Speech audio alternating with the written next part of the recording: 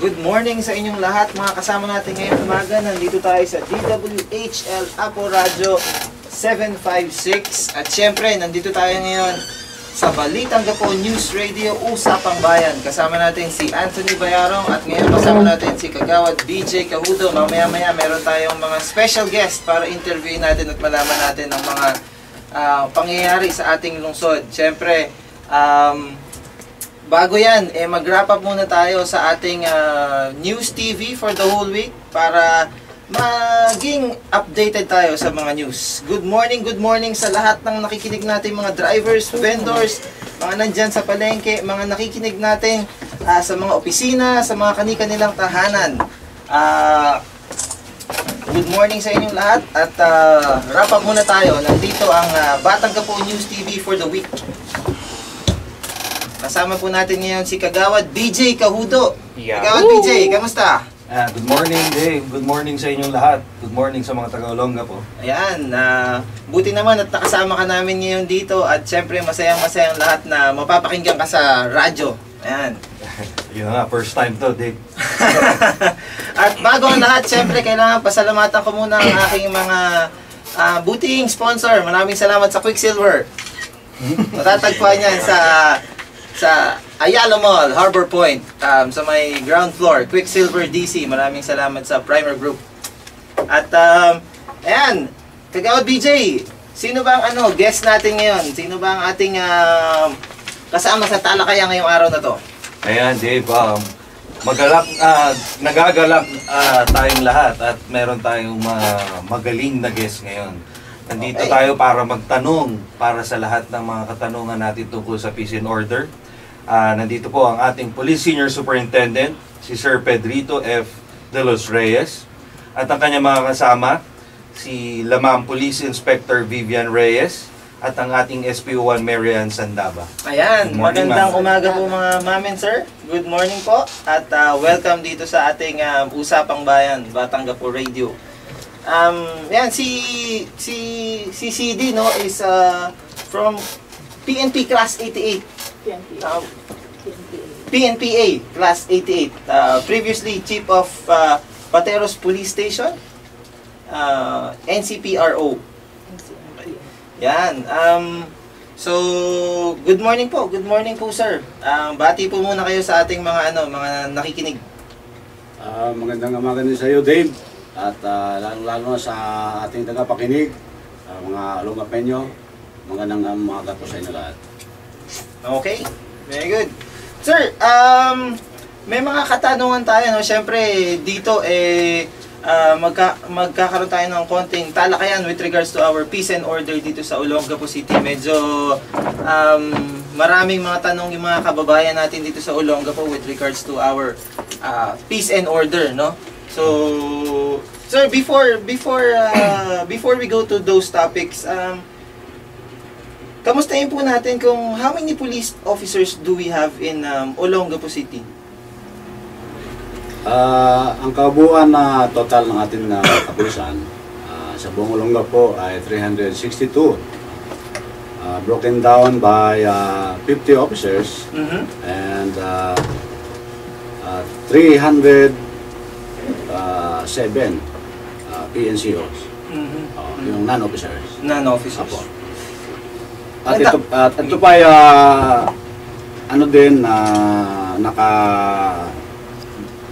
naka-deploy din sa iba't ibang istasyon. Iba't ibang station natin.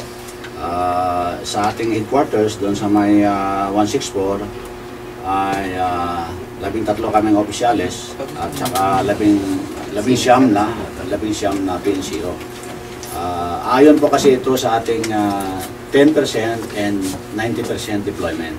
So, yung maiwan lang dapat sa ating mga opisina ay 10% at ang 90% ay nakadeploy sa kalsada. Okay.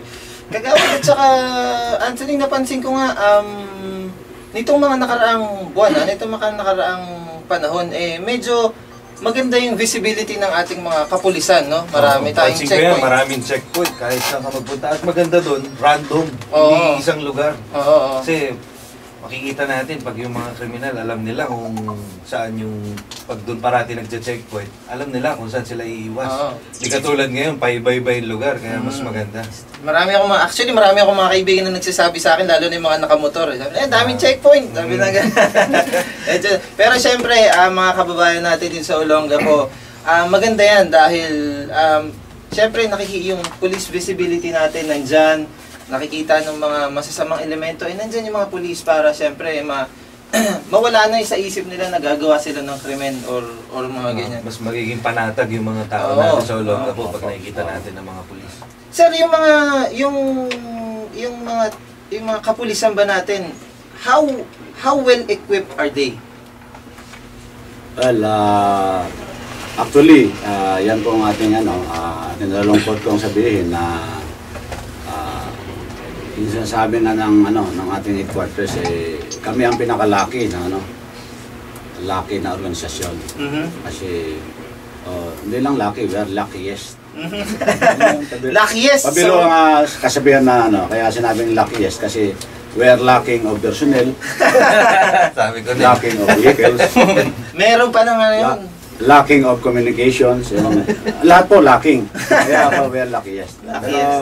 Pero ano pa man, kahit na kapunti or kapos tayo sa ating mga equipment, sapat naman sa kaalaman ng kung paano patupad ang ating tungkulin. So, hindi sagabal yon sa pagpapatupad ng ating pagtutupad ng ating tungkulin bilang alagad ng batas. Of course, hindi naman nagbababay ang ating mga stakeholders, lalong-lalo na yung ating butihing punong lungsod. At actually, in-approve na nga po niya yung aming request na madagdagan po ang aming patrol kahit na paunang suporta. In-approve niya na po yung pagdadagdag sa amin ng dalawang mobile car. Actually, at saka base radios and handheld radios. And at the same time, yung atin pong inihintay na rin po natin yung ating 5 motorsiklo na ma-procure. Magandang balita yan, no? Dahil sa mga ganyang klaseng bagay, makakatrabaho pa ng husto yung ating mga kapulisan at yung ating mga kasama para mabantayan yung Olongapo, no? Importante kasi yan, Dave, kasi ang communication, lahat dyan magsisimula. Tapos yung transport ng mga pulis, paano makakapunta dun sa lugar na dapat puntahan kung wala silang masasakyan. Baka nauna pa yung masamang elemento. Di ba? Hindi pa nakakaalis yung kapulisan natin. Siyempre, sir, yung mga tropa nating mga kapulisan, how do we motivate them? Siyempre, merong mga araw-araw na pangyayari or paano natin, meron silang siyempre may mga personal problems din yung mga yan, meron sari-sariling buhay. How do we motivate them in doing their job well para once they go into work talagang nakafocus sila sa trabaho nila, doing police work and surveillance sa ating lungsod. Paano natin sila na-motivate? Ang sa akin kasi sa aking pamunuan, leadership by example. Yan ang isang magandang yung natin na madalaw natin sila kasi magsimula pa akong pumasok ng serbisyo talagang pinupuntahan ko yung mga sa lahat ng sulok mo naman, kung saan mang barangay yun. Mabuti nga dito, sumasakay lang tayo nung araw, nung ako'y tinienwe pa, pag kami nagpapatrolya, bundok yung aming nilalakad. Mga bundok, no? Ngayon. At the same time, naintindihan din natin yung mga bawat isang pulis may mga kanya-kanyang problema. Yeah. Pero ang sabi ko sa kanila, yung problema natin sa bahay, huwag natin dalhin sa opisina. Sa opisina. Isang tabi muna natin. Meron din naman tayong pagkakataon dyan na gawa natin or na mabigyan natin ng solusyon. Pansin at solusyon. At kaya nga po so basta tuparin lang natin yung ating tungkulin ayon sa mandate ng kung ano yung ating pinapatupad ng ating organisasyon. So, pag nakikita nila na hindi lang tayo puro utos at dinadalaw natin sila sa kanilang estasyon, so it's one way of motivation na Tama po. 24/7. Sabi nga nila, si CD, hindi naman pala umuwi kahit ano. Sabi ko, 24/7 nga eh. So dito tayo, kung unless may emergency sa pamilya, saka uwi tayo. Pero kung ano, dito ho ako, kahit Sabado Linggo, nasa kanyang sa aking opisina quarters lang kung walang Iba office. pala magmahal si CD. Oo, alam mo, BJ, parang ganyan na ganyan din ang ating mahal na mayor ngayon. No? Talagang makikita mo kung saan-saan. Talagang people person. Oo, makita mo man sa kalsadang naglalakad dyan, babatiin ka, di ba, kakamayang ka. Yes. Walang masyadong requisitos na kailangan mo pang dumaan sa kung saan-saan para lang makausap yung mga ating mga punong lungsod at syempre ang ating CD, no? Ating city director. Talagang ang mga opisina nila ay bukas para sa ating mga kababayan at nandiyan sila. Kasi ngayon naman ang kailangan natin para mas mabilis ang serbisyo. Madali mo makausap yung nagdidesisyon. Oo. Kaya, Opo. maganda yan. Well, para sa mga kababayan nating listener, nandito tayo ngayon at kasama natin ang ating city director, si Police Senior Superintendent Pete De Los Reyes. Ayan, para sa mga katanungan nyo, punta lang kayo sa may Facebook, sa Information Connection. Kung meron kayong mga gustong itanong kay City Director para maitanong natin niya mamaya. Bago ang lahat, let's go on a break. Ayan, at muli na naman tayo nagbabalik sa ating Usapang Bayan. Kasama pa rin natin si Police Senior Superintendent Pedrito De Los Reyes. Siya ang ating current City Director ng ating PNP, Olongapo City. Kagawad BJ, pero bago ang lahat pala, papasalamat muna tayo sa ating mga sponsors. Quicksilver, para sa ating clothing. Ikaw lang may sponsor. Ayala Mall, Harbor Point. Sa susunod meron Ground na floor. rin. Sa susunod daw, meron na rin yung Quicksilver, susunod daw, kailangan meron ng iba. Primer Group. Coming from Primer Group. Maraming salamat, Primer Group. Balik tayo kay City Director, no. Sir, kamusta yung mga crime incidents natin ngayon dito sa Olongapo City? From the past kasi medyo na-alarma yung mga kababayan natin dito sa Olongapo, no, dahil medyo dumadami yung krimen. That's coming from siguro siguro mga in the span of 2 years, no, January last year hanggang ngayon, before you came in as a city director. Kamusta yung kalagayan ng ating krimen ngayong mga panahon na nandito tayo?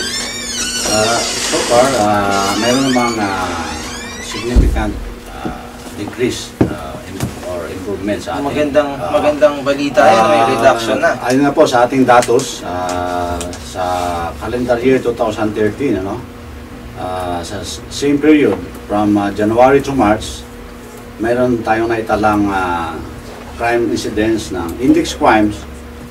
Meron tayong 208 at saka sa non-index mayroon tayong 226 na naitala. Magmula po yan ng Enero hanggang Marso ng last year. Sige, may tanong ko lang, no? Para sa mga kababayan nating nakikinig ngayon, ano yung index crime at saka non-index crime? Ito po yung index crimes. Ito po yung mga crimes against person, gaya ng mga murder. Okay. Yung crimes against properties, mga robbery. Okay. Yan po yung rape and other incidents punishable by the revised penal code. Okay. Ito namang non-index, ito po yung ating implementation po ito ng mga special laws. Okay. Kagaya ng mga traffic violations. So ito Ito po, medyo yung non-index, minor ito pong offenses. non-index, ito yung mga violations ng mga special laws, yan ng mga Republic Acts, Ayan. Presidential Decrees. Yan po. Yan po. At the same time, ito po yung police-initiated operations. Okay. Kaya may nahuli tayo sa checkpoints. Yung mga Kasama ayan. po yan sa index. Ano po? At least yung mga nahuhuli natin, mga kaibigan ko nahuhuli dyan, lalo na yung sa mga motor, non-index kayo included. Yan po. Pero at least alam ng Tama po mga yan, kababayan natin. malinawan natin sa mga kababayan pag natin. nakakarinig sila ng mga ganyan, alam na nila kung ano yung mga krimen. So ayun po, gaya ng sinabi ko na medyo bumaba tayo ngayon. With the same period, from January this year up to present, kung ang last year meron tayo naitala na 208 sa index, ngayon ang naitala natin 163. 163 na lang sa ating So, index crime. sa index, sa ating index crime. Ganun din naman sa non-index, 149. Pero ang ano dito, mas maiging tumaas ang non-index kumpara sa index. Index crime. Siyempre, Ganun po kasi ano po yan dahil initiated ng police operations. So, yun natin na paliwanag din natin sa mga kababayan natin na bakit mataas yung non-index sa index. So, ibig sabihin, pagka mataas ang non-index, nagtatrabaho natin kapulisan. Okay. Kung mas mababa yung non-index sa index, kumbaga wala tayong nahuli Parang wala akong sa accomplishment sa non-index crimes. Pero nonetheless na kahit bumaba yung non-index natin, tingin ko naman personally, nakikita ko talaga yung mga checkpoints natin. Those are the ones that you're talking about with the non-index, di ba? Yung kayo mismo nag-i-initiate, yung PNP mismo nag-i-initiate. Actually, talagang marami, kada daan ko may checkpoint. Minsan nga medyo maano yung mga kababayan natin, minsan medyo ma-traffic dito banda sa may Jackson. O yung papagano ng Jackson kasi minsan doon kayo naglalagay ng ng checkpoint. So para sa yata yun. Oo. Para sa mga kababayan natin, minsan mata-traffic kayo ng konti, nothing too long naman. Siguro mga you'll stop mga a minute and a half just because of the checkpoint. Pero maganda sa atin 'yan dahil at least nape-prevent yung mga crime or nape-prevent yung mga future crime, hopefully, at least nakikita nila yung police visibility natin. Ikaw kagawad BJ, baka may tanong ka kay CD? Ako lang naman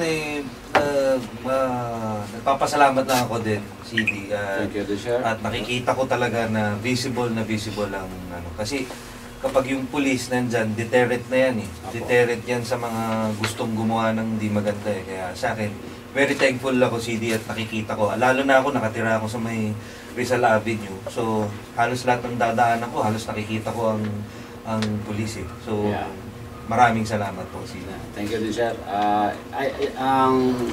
Kung sa akin kasi, sa aking experience bilang pulis sa loob ng 30 anyos, kasi nag-pulis po ako, nag-umpisa po ako sa Quezon City as patrolman. Galing sir. Baba po at dinala naman tayo ng kapalaran natin anong pangarap ko lang maging Sargento de Mesa So, nalagpasan ko na. So, papasalamat ako sa may kapal na nakarating tayo na so lagpas na. Higit pa sa Sargento de Mesa. Higit pa ako. So, ang aking diyan, yung natin na programa natin na yung actually yung simultaneous checkpoint na sinasabi ko. Ito po naayon din po sa aming transformation program ng CPNP. Kumbaga initiative nilang natin ito, dinagdag ko na yan. Simultaneous, sabi ko sabay-sabay yung they will go on my signal. So hindi ho kagaya ng dati na schedule the same time schedule. So dapat Random meron tayong random na din. Aside from the present setup na mayroon tayong regular na ganyang oras at saka yung lugar. Ito naman ang sa aking palagay, mas maigi yung ma-prevent natin yung krimen kumpara sa mangyari at masolve. Oo, di ba? siyempre. Kung sa aking may krimen na mangyari, masolve natin, mapakulong natin. Actually, hindi tayo nakakatulong din sa ito sa aking palagay lang Kasi yung magpapakain ng nakakulong gastos din ng gobyerno din po yun. So, sabi nga parang sa ano yan kung sa baga sa bago ka magkasakit, i-prevent mo na. Kaysa naman na magkasakit ka tapos gagamutin mo. So, mas magastos. So, Prevention kaya is better than cure. Prevention is better than cure, sabi nila. Tama ka dyan. Sa aking yun sa aking panuntunan sa patupad ko ng aking tungkulin. Iba rin kasi talaga CD yung experience Kasi nagsimula ka nga mo sa patrolman. Duman po tayo ng So, patrolman. galing ka sa baba. Kaya alam mo talaga kung anong problema ng bawat isa. I was once before their shoes. So, sabi niya, pinagdaanan ko na yan. Kung mag-isano ako, pabalik na kayo. Papunta pa lang. Kaya alam nyo lahat ng goods. Opo. Goods and bads. Mabalik tayo dun sa mga checkpoint natin, CD, no? Ano yung mga do's and don'ts ng mga kapulisan natin sa mga checkpoints na yan? I mean, ano yung siguro yung mga regular na pag-check nila kung ano ba yung dapat, ano ba yung tama, para at least alam ng mga kababayan natin na pag nag-checkpoint, alam din nila yung rights nila. Okay. Unang-una po, siyempre, dapat naka-full uniform ang ating kapulisan. Ano po? Oo. At mayroong marked vehicle na nasa sa area. And then mayroong well-lighted. Kumbaga sana may ilaw. Nakikita sila. Hindi yung medyo sa madilim. Maliban po sa iba kasi ang checkpoint sa Oplancita. Okay. So yung Oplancita kasi minsan nagano din sila sa yung minsan may walang nakapwesto sila sa walang ilaw, pero hindi po yung checkpoint. Concealed. Parang concealed. Yan po ang kaibahan ng checkpoint. Okay. So, basta ang checkpoint po, meron tayong marked vehicle, mapa-tricycle man o mobile, nasa vicinity yan. Tapos merong signboard, paratula, at naka-uniforme ang mga At the same time, siyempre yung dos dyan siyempre maging magalang po tayo sa pag-approach ng At visual lang ho tayo. Visual lang. At ang pinakamahalaga ay dapat officer-led. Dapat may isang opisyal. Opisyal. Nag-oversee. Opisyal ang nagsusupervise ng checkpoint. So, po yan, magsimula sa inspector. Inspector, pataas po. Pataas po. Basta officer-led yung palaging checkpoint natin. At ayun nga, hindi rin tayo po pwedeng sabi natin na pabukas-bukas yung buksan mo yung ganyan-ganyan. Kasi lang ngayon, visual na lang tayo ngayon Maliban na lang, mayroong pong may exemption. Maliban kung yung sasakyan na chine-check natin, may tawag o suspect sa kanya. So, yun po, pwede nating matanong yung kanilang siyempre, hingan mo ng registration o mga license nila. Yan lang naman po ang natin. At kung talagang involved siya sa yun po, isa rin po yun sa ating tawag ito, ma-check siya ng Toro. Toro check. Dahil po mayroon ng information at saka violations na nagawa. Yan. So, yan yung mga ginagawa ng ating kapulisan pag checkpoint. At least alam natin kung ano yung ginagawa nila pag checkpoint, wag tayong matakot, mamaya minsan kasi mga ibang tao pagdating, checkpoint, natatakot na sila. Wag tayong matakot, just go to the checkpoint. Mababait yung mga kapulisan natin, ng mga kasama natin. Pinapaiwas mo. Yung checkpoint doon, iwas. Si Tonay kasi iniiwasan yung checkpoint parati. So nakita ko ngayon yung mga lugar nila, yung hindi ka pwedeng humanap ng ibang lugar na tama yung para hindi ka makakaiwas kung ikaw yung motor wala kang helmet, talaga dadaanan mo sila. Yung pong mga umiiwas alam nilang nagbabiolate sila. Gano'n na nga po. At saka po yung akin pong instruction sa kanila, basta yung walang lisensya, hindi nakarehistro, mga po yan Although hindi naman sila mabigyan ng violation, pero that is an impoundable Offense. oo. So, Alam mo wala kasi, ka. tsaka kasi marami kasi tayo ngayon. Yung mga nakaraang insidente, yung mga riding in tandem eh. Opo, Diba? Usually oo. yung mga ginagamit na mga motor dyan is walang rehistro, Yun. hindi naman sa kanila, walang plaka. Diba? So, may iwasan natin yung mga yan. Actually, mga riding in tandem na yan, nag-i-snatch, ng, diba, kung ano-anong ginagawa. So, naiiwasan yung mga yan. Actually, may proposed ordinance dyan si Kagawad Chong tungkol sa mga helmet. Bago ka pumasok ng establishment, dapat nakatanggal na yung helmet. Oo. Kasi parang nakikita ka. Na ano ko ngayon, siguro nasa una niyo yun. Opo, nasa agenda na po discuss namin Sa yun. agenda nyo. Nakita-kita At the same nga time sa- po, meron din kaming pala, may dagdag po. Meron din kaming programa kasi galing ito sa region, yung aming countermeasures sa yung motorcycle riding criminals. Meron na ako kasi tayong ano niyan, medyo yung connotation kasi ng riding in tandem parang ano eh. So ang sa terminology po namin na ginamit diyan is motorcycle riding criminals, MRC. So meron po tayong ano diyan, mayroon tayong countermeasures. Okay. Meron din kaming nilaunch po sa region ng isang linggo yung Oplan No MRC. No MRC. Yeah, no MRC. No Motor Rider Riding Criminals. Okay. So, meron din tayong ano diyan, ay may police riders na hintayin-tayin nga lang po natin yung ating mga Okay, motorsiklo. sige. Pero yung sa initiative ng ibang station at saka sa public safety company ko, meron po tayong ano diyan, minsan ginagamit nila yung kanilang personal na motor para lang sa pagpatrolya.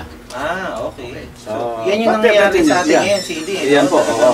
Minsan personal vehicle na Personal. yung So, ginagamit. wala ko tayong ano, kahit nga sa akin po, personal din yun. Oo. Wala pa kasi, walang staff car. Oo. But hindi tayo matigil sa pagkapatupad ng ating tungkulin. Yan. No? So, Tama. Tama yan. sabi ko nga naka-ready nga ako dyan sa foot patrol. Tapos, kung makikita po ninyo, kung pagbigay alam ko rin po sa ating mga kababayan, meron po tayong dalawang anti-hijacking checkpoints. Opo. Ang isa dito po makikita sa harapan po ng aming headquarters sa Barreto, at saka yung isang anti-hijacking checkpoint ay nandun po sa Station 4 sa Cabalan. Oo. So, ito po ay para doon sa ano naman sa yung mga cargo trucks na so may kailangan nilang magbigay ng sa ating checkpoint, magbigay sila ng kaukulang requirements na dapat may biyahe yung kanilang kung ano man lang karga. May exception lang doon yung gravel and sand. Kasi hindi naman wala namang insidente siguro na hinajak yung gravel and sand. So yun po sa mga yung mga cargo na may mga lalo na yung mga palay o ano diyan. So yan po yung requirement. So kung nandito sila magagaling sa Zambales, dadaan sila ng Barreto. So diyan po nila ibibigay yung kanilang Proper documents. documents Proper na check. Kung magkasano, diyan po yung kanilang point of entry hanggang sa makarating sa kanilang destination. So, yan po yung natin. So, baka mapunan yung maliban sa iba po yun, maliban po sa checkpoint natin, yun nilaunch po namin yan nung actually nung last week sa and then in-implement natin. So may makikita kayong karatula dyan kung mapadaan kayo ng Barreto at saka sa Cabalan. Maliban sa regular checkpoint, mayroon makikita kayong anti-hijacking. Anti-hijacking. Anti-hijacking checkpoint. Para po yan sa mga tracking na mayroong mga produkto. Okay. Apo. Buti na lang CD, yung Olonga po, may dulo-dulo lang, no? Wala nang ibang pasokan at labasan. Kaya tama madali yan. nating mahuhuli talaga Opo, yung mga kriminal. Apo. Hindi katulad sa kung Metro Manila, sa napakaraming Manila, dami. labasan at pasokan. Daming mga skiskinita pa, daming labasan. Parang mahirap makontrol dito talaga. Isa Olonga lang. po, New Cabalan at Barreto lang. Yun lang. Tapos na. Kung ayaw mo, doon ka sa bundok dumaan. Lumipad ka na lang. Ano natin, no? nabanggit mo nga na ang Olongapo City ay talagang napakaliit na lugar lang, no? CD, ano yung mga ginagawa nating pagpapatrolya sa Olongapo? How do we patrol the area? Angkop ba sa atin yung foot patrol, foot bike, o talagang kailangan meron tayong mga mobile vehicle para mapatrol natin ito? At balita ko rin, meron tayong meron na rin tayong mga command post, no? Opo. Advance command. Advance command Isa po post. yan sa ating programa, yung pagpaigting ng patrol. Ito po kasi actually sa trabahong pulis, yung backbone po talaga ng is patrol. Oo, backbone po yan, patrol. Kasi kaya nga yung natin, yung hindi lang po visibility, police presence na po yung natin, no. Dapat yung kagaya ng ating dito, yung nakalagay doon sa ating programa, yung safe nga, di ba? Lagi natin nauli. Dapat yung pulis natin, yung pulis ng Olongapo ay nakikita, seen, and then admired, and then felt and experienced. So, yun ang ibig sabihin ng safe. So, yan. Kaya dapat silang nasa kali, nasa kalsada. Alam niyo, sa malaking bagay na yung makipag-usap ko lang sa tricycle driver dyan. Kaya doon sa mga sidewalk vendors.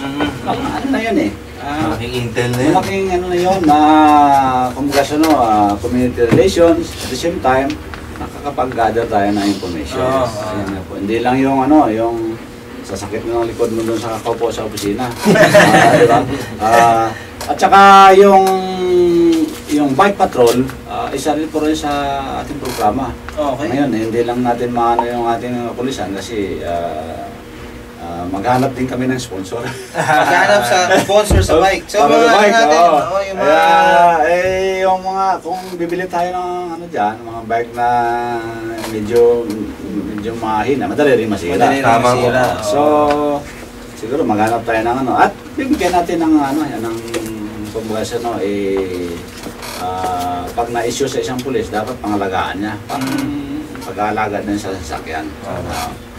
Malaking po yan, kasi yung bike patrol, pwedeng sa eskinita. Eskinita, Diba? At the same time, environmental Friendly. Walang emission. Walang emission. At the same time, exercise. Yung bike? Exercise. Nakapag-exercise pa yung mga natin, mga kasama natin. Ayan ang natin. So, dapat pangunahan ito ng mga station commanders. Yan. At saka yung of course yung patrol kaya na sinabi mo, kung angkop, talaga pong angkop kasi yun nga po deterrent yung paikot-ikot ka sa lalo na sa mga crime prone Meron kasi tayong pina-identify sa kanila yung crime prone area, tinatawag natin. At saka yung crime clock. Crime clock. Apo. So, isa rin po ito sa mga tips natin sa mga ating kababayan. Yung pag sinasabing crime-prone area, o kagaya ng Marikit, ano ba ang dyan? Madalas na krimen. Oo. At oras. At oras. Yun tinatawag na crime clock. So, yun ang dapat natin, kung may snatching dyan ng mga ganyang oras, umiwas tayong dumaan dyan ng mga ganyang oras. At saka, kung maaari, hindi naglalakad ng nag-iisa. Dapat may kasama. Dapat may ka-holding hands. Hindi Hindi nag-iisa. Dalawa. Para dalawa silang masasaksan. Hindi kasi, base naman sa mga report, yung sa mga report na pumapasok sa kapulisan, dyan natin makukuha yung mga data, na kung ano yung mga krimen na nagaganap sa mga lugar na to, anong oras naganap yan, and then we will have yung attract na kung ano yung mga nangyari. Kaya doon nyo na naiikutan yung mga lugar na yan. Sige po, CD, ano pa yung natin dyan sa mga patrol natin? Isa sa mga directive ko sa mga station commanders na sa pagpapatrolya, isama na nila yung pag-iikot sa ating mga bahay aliwan, diba? Oo. Yung tinatawag nilang bahay aliwan. At saka yung sa mga minor de edad, yung sa mga internet, cafe. Oo, yan. Isa, alam mo, City, Pero alam nyo, yung meron tayong ano dyan merong ano yung mga eskwelahan dyan. Lalo na ngayon, magsisipagtapos na o closing. So wala nang dahilan yung mga estudyante na sabi nyo gagawa ng assignment. Meron naman tayong meron namang so kung hindi man maiwasan pumunta sila, pero dapat meron silang curfew. Hanggang alas 10 lang sila. Hindi yung inaabot silang magdamag doon. Kalimitan, yun ang mabibiktima pag nag-uwi ng mga madaling araw. Diba? At dahil sa kaka-internet. At the same time, kuminsan tagpuan na rin nila ng kung ano-ano pang mga mga pinagbabawal ng ating kuhan. Hindi lang sa ating regular na may pinagbawal na. May ordinansa po tayo dyan So, tama po. Natin mayroon akong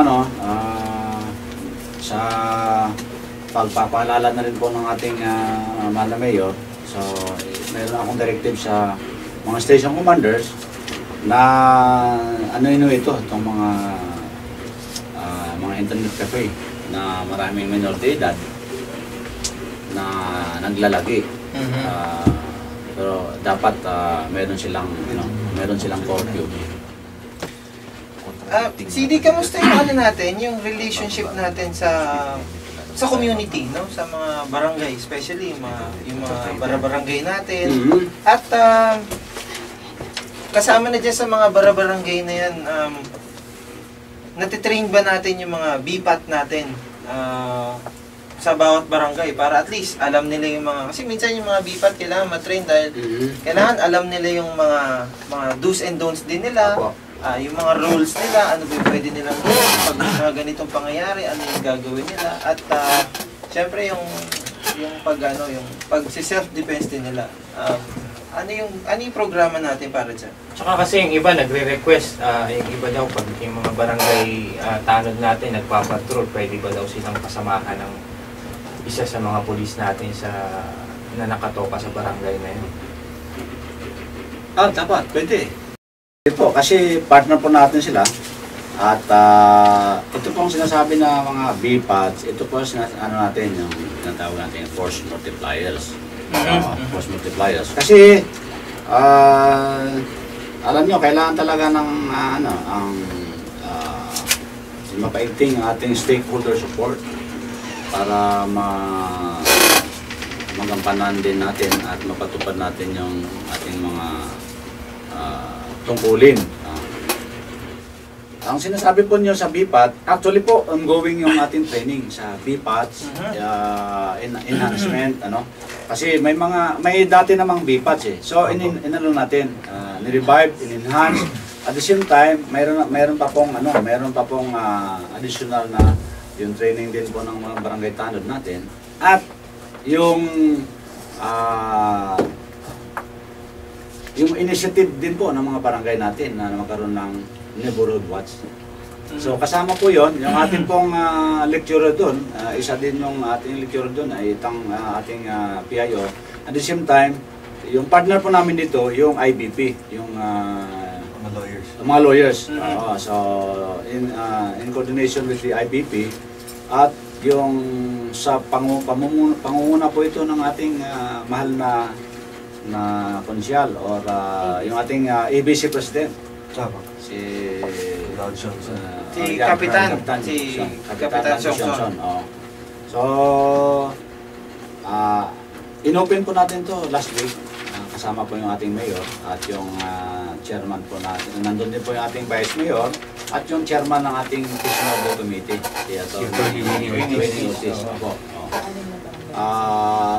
Pang-anim na pa yata ng barangay ngayon.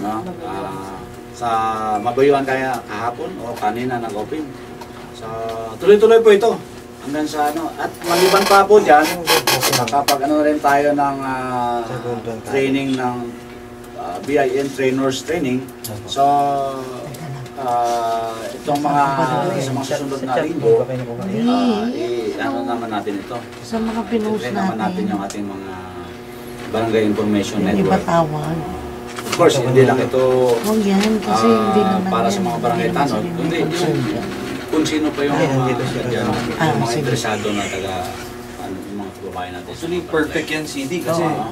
kailangan po bago rin bumaba yung mga bipat natin.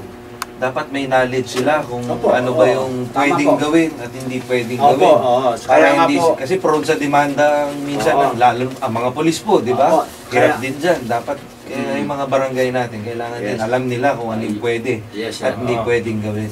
Kasi kaya nga po natin, nakipag-ugnayan po tayo sa ating IBP para sa ating mga legalidad Yes. na pagbabasihan. At may nabanggit pa po kayo, sir. Ano pa nga yung sinabi niyo? Yung pagtitrain natin sa kanila, sa mga bipat natin, and yung relationship natin sa community ng bawat barangay. One of the question kasi na raise sa atin dito is yung with the community is yung coordination natin with the barangay captain pagdating sa mga responde, no?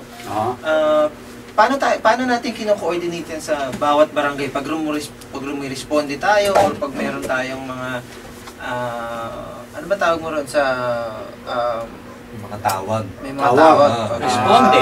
Ganito po yan. So, kaya nga natin inaano yung ating may instruction ako sa ating supply na kung pwede follow up nila yung aming mga radio. Yes.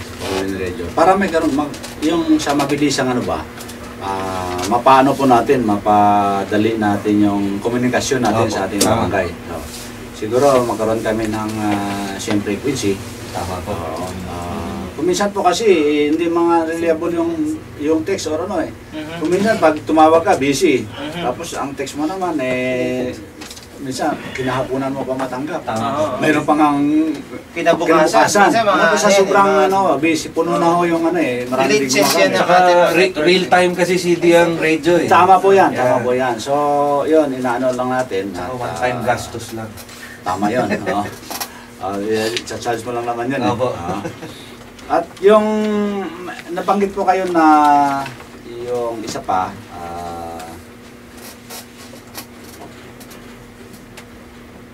yun, training ano. Ayan, ongoing na po yung training. At sa relationship naman, ito nga, inaano natin yung na matulungin naman yung ating mga barangay, no? So every time na dumalaw nga kami at yung akin pong programa, isa sa mga programa ko, yung Dalaw Barangay, pag pag nag-Kukuman Conference, doon ho namin sa barangay, Ginaganap. nasasakupan ng kung anong Tama. station. So, it's one way of bringing bringing our police to the community. Go out. So, hindi, sa ganon, magkaroon ng magandang samahan o rapport sa ating mga, of course, una-una sa ating mga barangay officials at sa mga ating kababaryo. Actually, ginaganap namin yung aming marami nang kaming ini-schedule na may schedule po tayo sa barangay, sa dawla ng barangay. Sa gabi po, nakikipag-tune up kami sa mga barangay officials. Basketball game. Sama kami dyan, sama kami. Oh, saan ba yung susunod? Saan ba yung susunod? Banikain po, sa Mabayuan, sa Anyo Kabalan, Old Kabalan. At ito nga po, si ating butihing konsyal, si Konsyal Atty. Atienza. Si Atty. Ayan. Isang buwan pa ako niyayaya. Sabi ko, sige sir, schedule po natin. Very Hindi active sa nyo na basketball. ito CD, champion kami. Congratulations sir. Sa batch. Hindi, sa Hindi. local government. Government Tama. Department. Maraming salamat sa amin. Hindi. Nawardan nga pala nung Monday. Oo, yan. Sige, bago yan, medyo marami pa tayong katanungan galing sa ating mga Oo, concerned dumadami citizen. na, dumadami na. Dumadami. Yung tanong nga pala kanina, CD, galing yan kay Mr. Danny Castillo, no, with regards to the coordination with the barangay, no. So, balik tayo. Let's have just a commercial break. Batanggapon News Radio, Usapang Bayan. Dito lang yan sa DWHL, Apo Radio 756. At syempre, kasama pa rin natin ang ating butihing guest, si Police Senior Superintendent Pedrito de los Reyes. At syempre, kasama rin natin ngayon dito si Kagawad BJ at si Anthony Bayarong para sa ating mga katanungan. But bago yan, papasalamat muna tayo sa ating mga sponsors. Quicksilver! Matatagpuan yan sa Ayala Mall, Harbor Point, sa may ground floor. Wala pa tayong sound effects, kaya tayo muna. Sound effect, tanan! Sa may ground floor yan, kasama din dyan ng DC Shoe Company. Maraming salamat, Primer Group at Quicksilver. So, sunod, meron tayong isa pang magdadala rito ng ating masarap na juice para sa lahat. Ito Dave, isang question. Kaya lang parang hindi ito related sa PNP. Galing sa isang concerned citizen. Pero baka masagot ni Kagawad Kahudo ito. Ang sabi niya, mga jeep at trike na mausok, wala ba tayong magagawa na paraan? Actually, ito meron tayong ginagawa dito sa ating syudad. Yan po yung annual vehicle inspection, AVI na tinatawag natin. Okay. So, dyan natin ma-check kung yung itsura na panlabas, kung tama ba yung gumagana pa ba yung mga motor nila ng tama, yung jeep, may emission ba ng hindi magandang usok. Actually po, ang emission testing kasi, nasa rehistro yan. Sa rehistro ng LTO. Pero yearly po yan, kailangan magpa-emission testing. So, bukod po sa aming ginagawa, dapat po, sa LTO pa lang, na filter na nila kung alin yung may mga tama ng mga sasakyan. Oh, so sa madaling salita, Kagawad, chine-check to talaga. Chine-check po yan. Talaga. Lalo na po sa ordinansa natin, meron talaga tayong annual vehicle inspection. Actually, ongoing po yan ngayon. Tapos na po ang Zone 1 and Zone 2. Yun po yung Zone 1, yung orange na motor, na tricycle. Yung Zone 2, yan po yung green. Okay. Ngayon po, ongoing tayo sa Zone 3. At meron po tayong 6 na zona. So hanggang Zone 6 po yan. At susunod po dyan, yung mga jeep naman. Okay. Yung jeep, yan yung tinatawag ng JO1, yung nakikita natin sa Rizal Avenue, yan yung mga dilaw na jeep. Hanggang po yan, 13 na po yan. Pati yung minibus kasama dyan sa Kasama inspection, po, di ba? kasama po yan. Kasama sa inspection yan. So yan ang kinagandahan ng ating transportation. Lahat po yan talagang nakikita natin kung may mga mali ba at di maganda. Oo, kasi yan ang isa sa mga number 1 love ni Mayor, yung Yes, transport group, actually yung mga po. driver. Yeah. Kasi lagi niyang sinasabi, miski mainit yan, umuulan yan, nandyan yung mga yan sa kalsada, Tama po. nagkahanap buhay yung mga yan. Okay. Tapos meron pang isang katanungan galing kay Brother Cary Ignacio. Mukhang sa'yo din yata ito eh. Posible ba dito sa Olonga po din yung no helmet policy pag within the city at may speed limit? Parang ginawa daw nila sa Angeles City. Pwede ba yan, Kagawad? Actually po may mga suggestion na nangyari na ganyan. Ang problema lang po kasi natin na medyo may parang ironic, di ba, na wala kang helmet habang nagmomotor. Tapos dapat nga inaano natin yung safety. Pero sabi naman kasi dyan, bababaan yung speed limit. Actually po pinag-uusapan na yan. Nasa konseho na pala. Wala pa sa agenda, pero kami pinag-uusapan na namin yan kasi yun na nga, titignan natin kung may batas ba tayo mababiolate, national law, kasi mahirap din kung gumawa ng ordinansa na i-violate mo yung national law. Correct. So, wala ding bearing yung gagawin nating ordinansa. Kaya po talagang pinag-aaralan muna bago po gawin yung batas. Okay, maraming salamat, Kagawad Kahudo. So yan, sana nasagot yung tanong mo, Bro Cary. Balik na tayo, ang dami nating questions eh. Balik na tayo kay CD tsaka sa ating kapulisan. Ito galing kay Sir Jerry Cruz. Kamusta na daw yung kampanya natin laban sa illegal na droga? Well, wala naman po tayong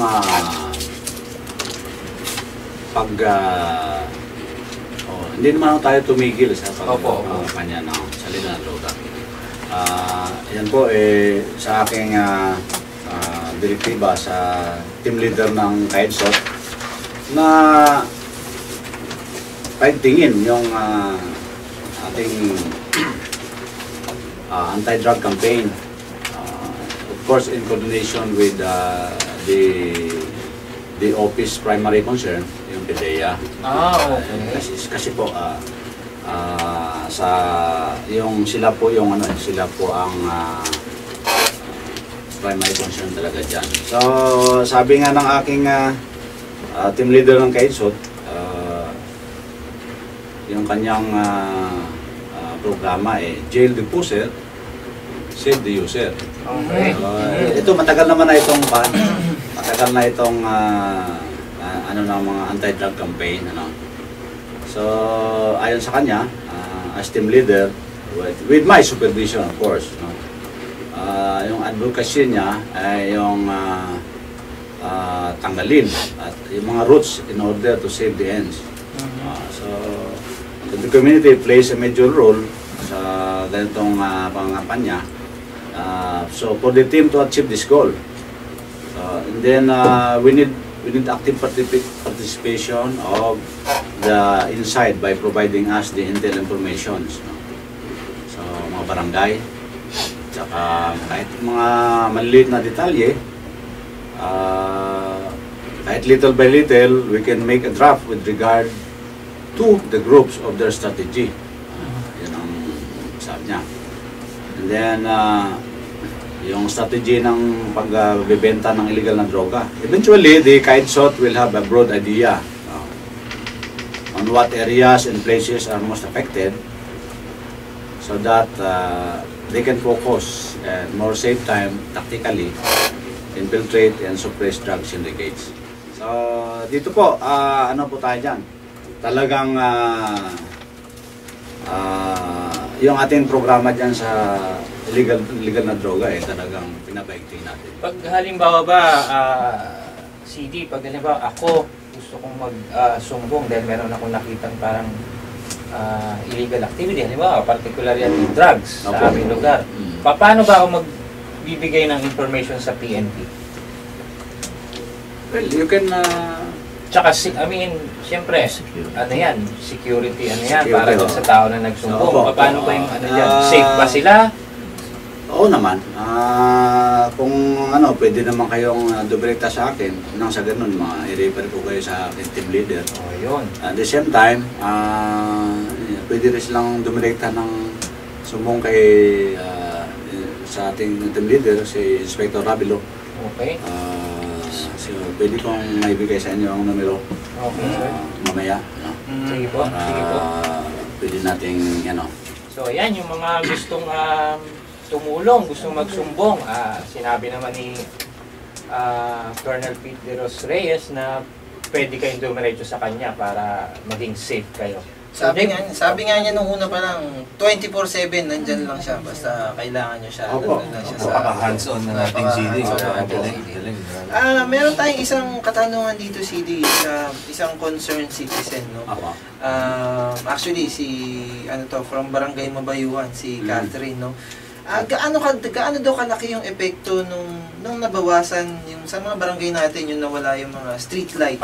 Oo, kasi pinutol sa crime ng rates. Oo, pinutol ng OEDC. Hindi ko alam kung bakit ba kailangan pinutol ng OEDC. Siyempre, nawala yung mga street lights na yan. Ano yung naging epekto nito at ano yung mga hakbang nyo para kung naapektuhan man yung pagpapatrol o yung krimen, ano yung mga hakbang nyo para mabawasan yung epekto nito sa kapulisan? Yun sa atin naman na may ilaw o wala, tuloy-tuloy naman ang ating pagpapatrolya. Pero yung epekto kasi nito, maraming lalong-lalo na siyempre yung madidilim na lugar, tambayan po ng yan, sa mga loob. So, kung meron tayong, yung advice ko nga sa ating mga mamayan, na iwasan na lang na mamasyal doon sa mga madilim na lugar, lalo na yung mga walang ilaw. Kasi po, yung krimen kasi, dalawang elemento lang po yan. Yung opportunity, at saka yung intent. Ano po? Kung yung isang masamang loob, meron ng intensyon na gumawa ng illegal o masama at maghahanap ng prey niya, ng mabibiktima. So, ang hinihintay lang niya, opportunity. Ngayon, itong mga would-be victims, contributory factor na sila. Kung sila ay, halimbawa, mamalengke, dapat magdala lang sila ng sapat na pera ng pangmalengke. Kung sila magdala ng sobra-sobra, at wag doon silang magmukhang may sakit sa atay. Naninilaw. Naninilaw. Wag doon silang manilaw sa mamamalingki ka lang dami ka ng kwintas, doble, sing-sing, relo. So, yan po kung bukas Ga-attract. nag-attract ng din kasi so, kung attention, hindi magkaroon lang, hinihintay lang ng mga masasamang loob, yung opportunity. So, pag binigyan mo siya ng opportunity, that's the yan yung pagkakataon na magaganap ang krimen. So, yung bangkod niyan sa mga would-be victims, wag silang mag-attract ng atensyon. Kung lang sila, kung tamang pag mamalengke, tamang pera, o pupunta sa kung saan man napupuntahan. Basta yung angkop lang sa kanilang pupuntahan, yung kanilang yun, makatulong na tayo sa pag-iwas na maging biktima. Dapat talaga para sa mga kababayan natin, mag-ingat din tayo sa mga pupuntahan natin at mga suot-suot natin, at mga dala-dala natin, dahil siyempre at the end of the day, nandyan yung mga masasamang loob pero siyempre at our end din as a citizen, we need to prevent din yun, na hindi na natin sila mabigyan ng signal na, uy, tignan nyo ako, di ba? Ang dami kong ginto sa katawan. Hold upin nyo. Minsan kasi, actually, minsan, sa tingin ko, personally, minsan, tayo rin yung nag-i-invite sa mga ganyan diba? Dahil, yung cellphone mo, nasa kalsada ka lang, diba? Kung makapag-text ka, nandun, stretch pa yung kamay mo, nagte-text ka lang, diba? Pero dati kasi safe. Dati kasi talagang gano'n. Pero, syempre, the time is moving and dumadami ang tao dito. Olongapo, bakit? Kasi umuunlad ang Olongapo dumadami ang trabaho, dumadami yung mga kumpanyang nandito, actually mga schools din lang, dumadami yung gusto mag-aral dito sa Olongapo, na mga taga-ibang lugar, mga taga-Bataan, mga taga-Sambales. They would like to have their education here rather than going to Manila. And yung mga workers din natin coming from SBMA and dito sa Olongapo, talagang dumadami, kaya talagang nagdadagsaan ng tao dito ngayon sa Olongapo. Kaya talagang tingin ko naman, mararanasan talaga natin yan. At base naman dun sa datos na binigay sa atin ng PNP, medyo talagang lumiliit yung krimen natin dito sa Olongapo na index man o non-index. Isa pa po, CD, meron kang isang tanong dito from concerned citizen, Yung mga enforcement daw ng environmental laws, katulad ng iligal na pagputol ng puno at yung mga pag-uuling, ano po ba yung mga hakbang nyo rito? Kasi meron daw silang napapansin dito sa mga ibang lugar dito sa Olongapo na ginagawa yan. Ito namang sa enforcement ng environmental laws, of course, siyempre yung primary office niya, yung DNR natin. Pero kasama rin yun sa pagbabantay natin, yung mga nati-checkpoint natin, yung mga uling, kinukupiskaw natin yan. Kasi nagagaling po yan sa kaingin di ba? Yung kung tutuusin, supposed to be, meron silang forest rangers Okay. Di ba? Sa kanila yan. Yung sa amin naman, dapat support lang support, ba yun? kasi yung sa amin, nandun tayo dyan yung sa mga ganyan, tawag dito, deputize po tayo dyan sa ganyan kasi mga specialists. Merong mga primary office na concern dyan. Kaya ng LTO, kami mga pulis, hindi rin kami basta-basta panghuli. Kasi po, not unless na deputize po tayo. At saka para po na rin sa kaalaman ng ating mga kababayan, yung pong traffic enforcement, wala na po sa mandato ng PNP. Ang sa amin po ay traffic investigation na lang po. Mhm. So, kasi na-devolve na po kasi yung enforcement sa ating local traffic. Kagaya na ating pong OTMPS. Ganun pa man, kung meron pong kaukulang operation ginaganap, meron pa rin namang kaming coordination. So, pag naghingi po sila sa amin ng aming suporta, sinusupport din naman po natin yung ating OTMPS. So, ganun po yung relationship natin when it comes to coordination lateral coordination with other agencies. So, yun, kasama din po natin sa ano yan, checkpoint, yung PD 704 na yan, that's legal logging, at saka yung 705 sa illegal fishing naman. Ano po? Kasama ko rin po sa ano natin, binabantayan din natin yan. Sa, ano. At saka nabanggit pa pala yun, nakalimutan ko kanina, yung sinabi niyong outpost. So, meron tayong outpost ngayon na naitayo nung nakaraang buwan sa Mabayuan. Sa Barangay Mabayuan. Saan banda yan? Malapit na po sa infiltration. Okay. Along Otero Avenue. At along Otero Avenue. Sa may corner Rosete, yung kanto doon ng last na kanto doon sa Rosete. Yan yata yung barangay outpost na Opo, yun, yes. Opo. Nagkaroon tayo ng MOA dyan sa Barangay Council. Okay, ni Barangay Captain Dennis Binoya. Of course, inaprobahan din po ng kanilang council. Council. So may ano tayo diyan. Yung ating diyan yung magiging utilities, yung magiging gastos sa utilities, ilaw, tubig, babayaran po ng aming ban. So yung kanila, yung venue. So nagpasalamat din tayo doon at yung binigyan tayo ng pagkakataon ng council ng Barangay Mabayuan na magamit po yung kanilang outpost nang sa ganon magkaroon po ng pagtutuluyan yung ating tropa doon. Isa pa dyan, yung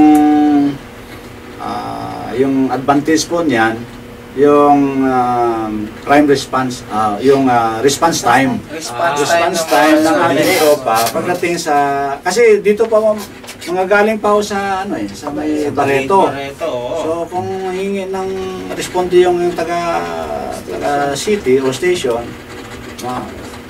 ilang minuto pa yun bago sila makarating. Samantalang doon, adjusting lang sila sa station. May isa pa pong outpost doon sa East Bahak-Bahak naman. East Bahak-Bahak naman. Meron ding isa. Meron tayong isang outpost doon. Okay. So, hindi lang po nag-materialize yung isa pang dahil yung sa Kabalan banda, ongoing pa ho yung transaction, yung coordination. Yung coordination niya. So, dahil hopefully in the future magkakaroon din tayo. Yung sa East Bahak-Bahak sa John Street po yun. Sa may John Street, located sa may John Street. Doon mismo sa sa Dating bipat din na area. Yun po yung naibigay sa amin ni Kapitana. Mabuti na lang, mababait yung mga barangay captain natin. Siyempre kung talaga yung PNP. Kung wala sa tulong din nila yan, 'di ba? Hindi rin natin mapapaigting yung Kailangan talaga tulungan, lalo sa barangay. Kasi sila ito po ay yung actually ito nung talaga ng mga community. So yun sa Kabalan kasi medyo mayroong doon yung pagtutuluyan sa mga tropa, nire-repair. So hopefully mga itong summertime magkaroon tayo doon. At the same time para ma-augment natin yung Station 4. Kasi ang lang naman talaga natin itong Station 4 tsaka 6 kasi medyo malayo sa bayan. Although ang Station 6 hindi masyado kasi malapit sa headquarters. So madali ang pinaka-vulnerable kasi natin dito yung 4 sa Kabalan. So dapat mayroon din tayo doon. Yun po, yung niyan, kung na yan, lagyan natin ng tao doon, madali lang natin yung, kung may mga mga nangyayaring insidente sa loob ng city, hindi lang po insidente, isa din po ito sa ano natin, yung anticipation pa ito natin sa mga kalamidad, di ba? Meron tayong yung monitor rescue natin, mag-rekan tayo sa rescue. Yan po ang ano, kasi ang city public safety company natin po yung naka-augment dyan. At the same time, sila din po yung meron din silang team ng rescue. So, in times of calamity, ay ng floodings, hindi na ako manggagaling dito sa hindi na ako manggagaling sa Barreto. Naka-ano na po dyan. So malapit In place na po. In Oo. place na. So, yan po isa sa mga ano natin para ma-augment yung ating mga stations. Yan po. So CD, malapit na yung ating time. Konti na lang yung oras natin. Yes. Ano na lang, mabilisang tanong na lang. Opo, sir. CD, ano ba yung ibig sabihin, ano ba yung binuo nyo na Civil Advisory Council? Para saan ba to? Okay. Yung City, di ba? yung ating pong City Advisory Council, pinangungunahan ko ng ating buting mayor. Ito po yung council na mag-a-assist po sa amin at mag-a-advise kung ano yung para sa aming performance governance system, actually yung PGS natin. Kung ito po yung transformation program ng ating Philippine National Police sa pangunguna po ng ating Chief PNP, si Director General Alan Lamadrid Purisima. At yung kanilang Code P 2013 and beyond, ito po yung PNP Patrol Plan 2030 na kinakascade po, magsimula po sa National Headquarters, pababa po sa individual police officer. Hindi lang po sa ano. So, kagaya po ng ating ginanap na pagpe-present doon sa initiation stage sa Camprame, i-cascade po natin to sa mga stations. Sila naman ang gagawa ng kanilang dashboard. Para, yung dashboard kasi yun po ang ating measures. Para yung sa mga nakalagay doon sa ating dashboard, yung mga ating activities, plans and programs, yun po yung mini-measure So, ibig sabihin, CD, nga pala, congratulations, pasado nga pala tayo doon. Nandun ako eh. Opo, thank you sir, thank you. So, sa madaling salita, CD, itong City Advisory Council ay yung parang magbabantay doon sa tagapagbantay. Opo po, sila po ang mag-monitor kung in-implement nila yung plano nila, tama po ba? Opo. O yun. So, meron pa tayong ibang mga program eh. Alam ko, itong dalawang magandang dilag natin sa harap, meron tayong programa sa Police Gapo at Your Service. Ano po ba yung maano nun sa program na yon? Opo. Actually, sila po ang nagmungkahi sa akin ito. So, bigyan po natin pagkakataon na maihayag ng ating public ng PIO ang kanilang programa. Sige nga, Ma'am Vivian. Okay, magandang umaga po sa inyong lahat. This is Police Inspector Vivian A. Reyes. So, ako po ang Public Information Officer ng Olongapo City Police Office. So, ang Police Olongapo at Your Service po, isa po itong program on crime prevention tips. Ang layunin po ng program na ito na palawakin ang kaalaman ng mga mamamayan tungkol sa iba't ibang paraan upang huwag silang mabiktima ng iba't ibang uri ng krimen. So, different crime prevention tips. Iba-iba po yan. Meron po for akyat bahay gang, salisigang, mga iba't ibang modus operandi, kumbaga mga safety tips kapag nag-withdraw sila sa ATM. So, iba-iba po. Marami pong maraming segmento na every week. So, saan ba natin mapapanood to? Sa tulong po ng sa tulong po ng Public Affairs Office ni Kuya Anthony Bayaro, nagkaroon kami bigyan kami ng pagkakataon. So, saan po yan? Sa Batangapo News TV nila. Yan. So, every week yan. Every week yan. Yung Batangapo News TV, masasama na yung segment na yan, no? Sa ating Batangapo News TV, mapapanood yan sa mga iba't ibang TV station natin and also yung malalaking LED. Ma'am Vivian, ano ba yung Facebook account ng natin, ng Olongapo PNP? Okay, meron kami Facebook account, Police Olongapo. And then meron din kaming Facebook page na they can just type Olongapo City Police Office. Olongapo City Police Office. Yan, kahit hindi namin friend, di ba? Basta, i-like mo lang siya, then they can receive all the news feed na naman. Yan. So ito, pwede silang magtanong. Dito, pwede silang magtanong. Opo, open magbigay po ng yan. comment. And 24/7 po yan binabantayan ng Naka-monitor. Tactical Operations Center. Meron pong dyan in charge. Okay. So ano ba yung yan yung hotline numbers natin sa police?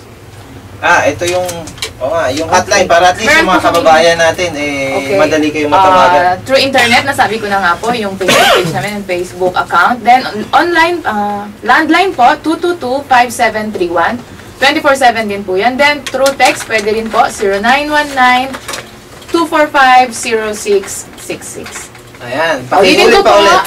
landline number 222-5731, cellphone number 0919-245-0666. Ayan, Okay. mga kababayan natin, ayan yung pwede nyo silang makapag-communicate sa ating kapulisan, ayan yung Facebook nila at ang kanilang hotline. Again, ang Facebook ng ating PNP is Police Olongapo at FB. Yan yung FB nila, no? At ang kanilang page is Olongapo City Police Office. At siyempre, kung gusto niyo tumawag sa kanila, ang kanilang hotline is 222-5731.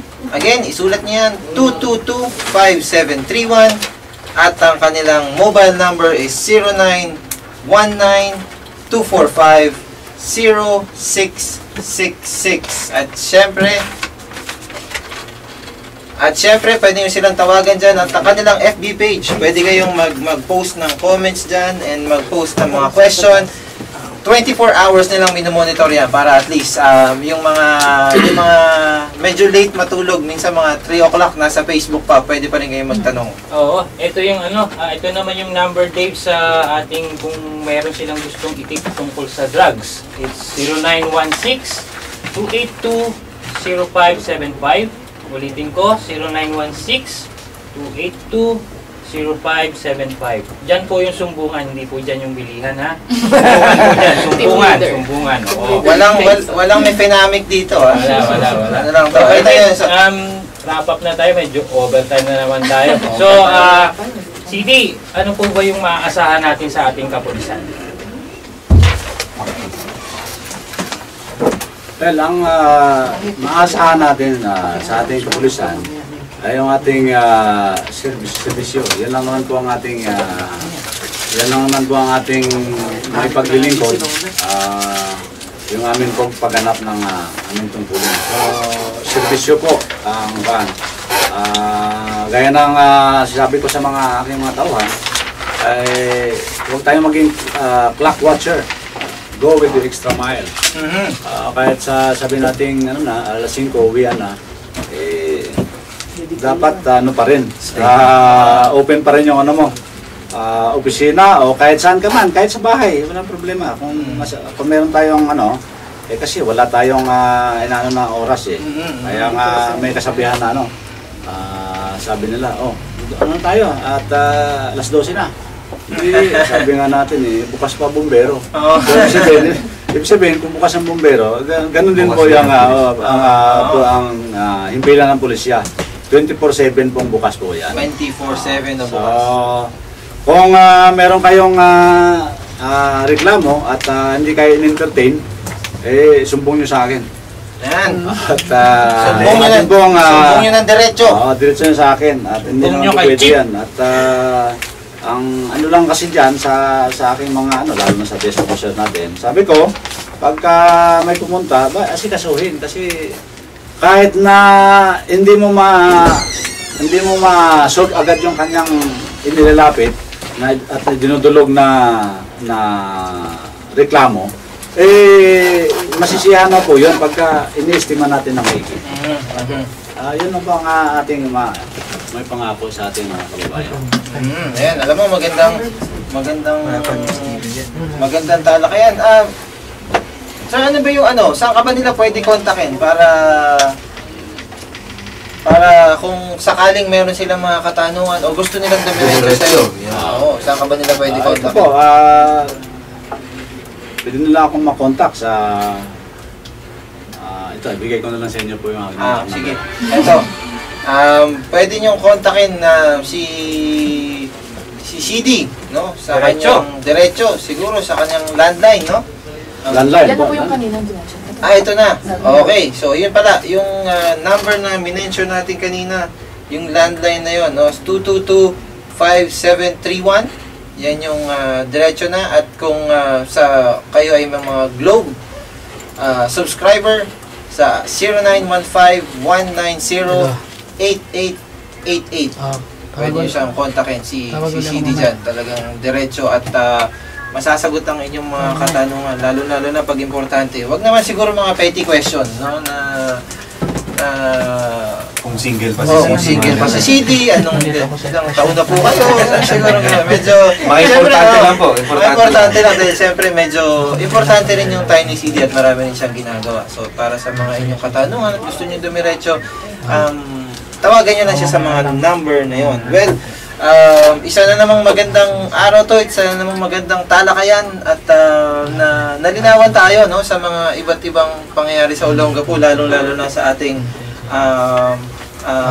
peace and order, no.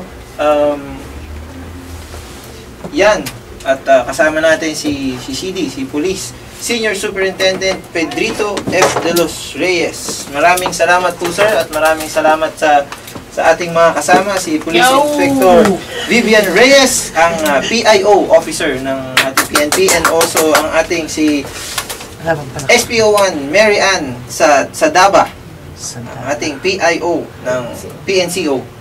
Maraming salamat sa inyong tatlo at pinaunlakan nyo ang aming invitasyon at syempre nalinawan yung mga kababayan nating mga tiga Olongapo, no? At CD, maraming salamat po at alam namin na marami kayong trabaho at na-consume na namin yung oras nyo, pero alam po namin marami pa rin po kayong magagawa para sa ating city at kayo po ay aasahan namin sa lahat ng pagtulong sa aming syudad. Maraming salamat po, CD. Maraming salamat din po.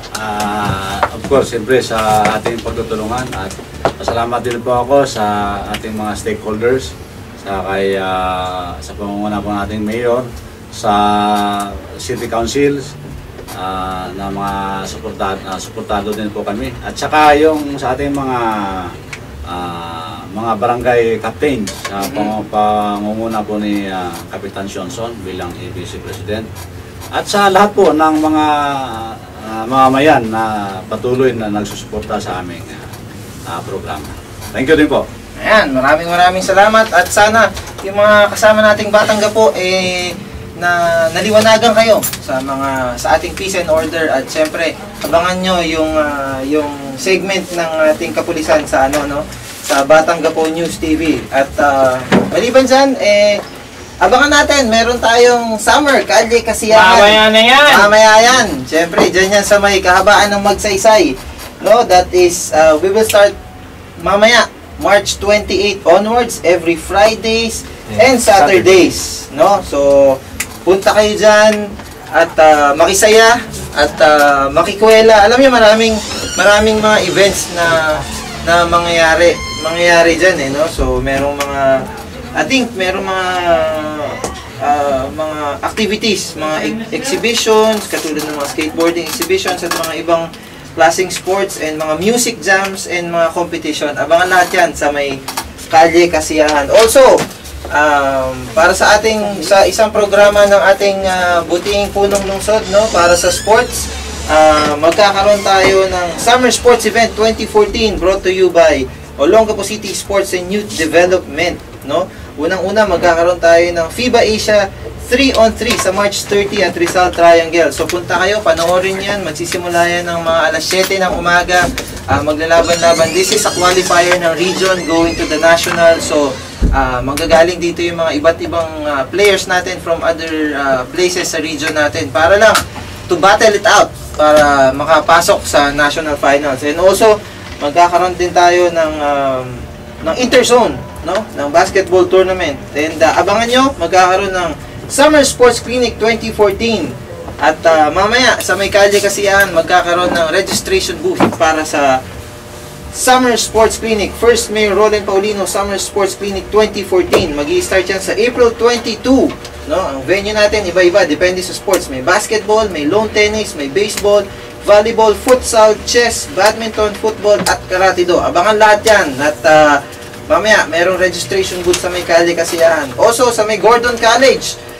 Ang Gordon College is in need of an instructor. No? College of Accountancy. Qualification is Bachelor of Science in Accountancy. Must be certified. Must be certified public accountant, at least 1 year of industry experience, preferably a holder of master's degree in any business course. Bisita lang kayo sa may Gordon College. Naghahanap sila ngayon ng instructor para sa College of Business and Accountancy. Again, maraming salamat sa lahat ng ating guests, no? Maraming salamat kay CD sa mga kasama niya, sa ating kapulisan, at naliwanagan tayo ngayong araw na to. Maraming salamat, Kagawad BJ. Maraming salamat din po. At siyempre, maraming salamat. Kasama natin dyan si Anthony Bayarong. Hello, dito pa ako. At ako naman si David Bayarong. Papasalamat ulit ako siyempre sa aking Quicksilver. Makikita yan sa Ayala Harbor Point Mall, ground floor. Salamat Primer Group at Quicksilver. Again, maraming salamat sa lahat. At sana pakinggan nyo uli kami sa susunod na Biyernes. Dito lang yan sa Batangapo News Radio DWHL AM 756. At malalaman nyo ang wrap-up natin ng news sa buong linggo.